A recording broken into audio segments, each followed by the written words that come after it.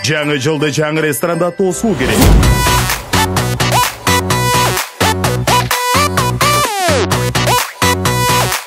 Печенье алып баруучулары.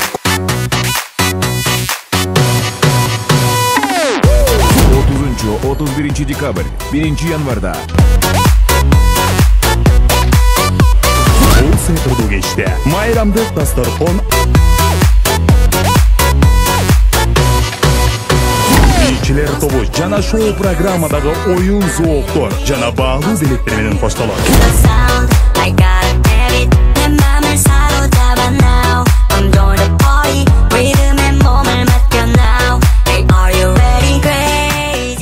Сурап билет телефондору.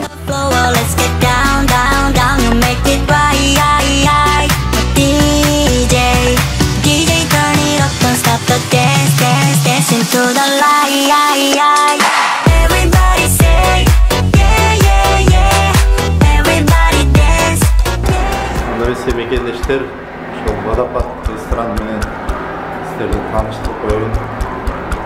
Өзүбүздүн кыргыз мыртыгандар ачкан ресторан экен.